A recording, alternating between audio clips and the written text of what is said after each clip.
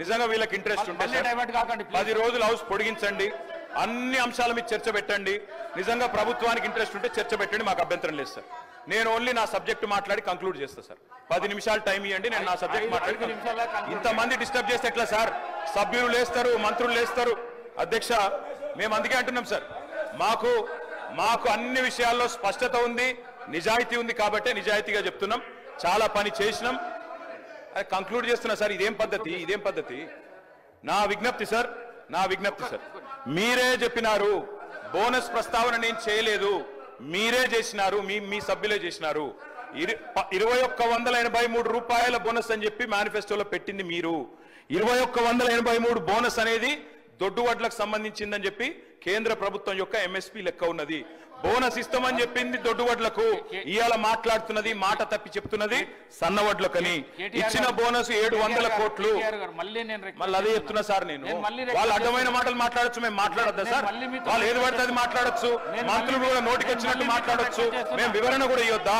ఇదేం పద్ధతి? అధ్యక్ష, బోనస్ బోగస్ అయ్యింది. 700 కోట్ల బోనస్ ఇచ్చి 7600 కోట్ల రైతు బంధు ఎగ్గొట్టిన మాట ఖచ్చితంగా వాస్తవం. ఇది రాష్ట్రంలోని రైతులకు తెలుసు.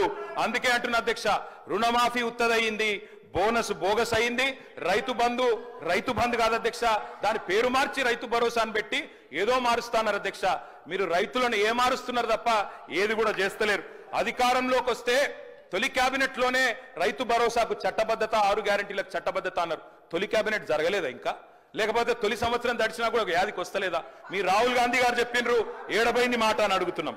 అధ్యక్ష, ఇంకొక మాట అధ్యక్ష, ఈ కాంగ్రెస్ పరిపాలనలో గత సంవత్సర కాలంగా రైతు బతుకుకు భరోసా లేదు, రైతు భూమికి భరోసా లేదు.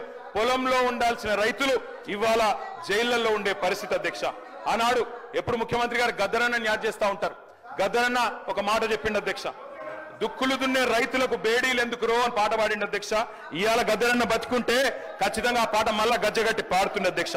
చివరిగా నేను ఈ ప్రభుత్వానికి చేసే విజ్ఞప్తి ఒకటే, రైతు బంధును యథాతథంగా కంటిన్యూ చేయండి, ప్రజలకిచ్చిన మాట తప్పకండి. ఎట్టి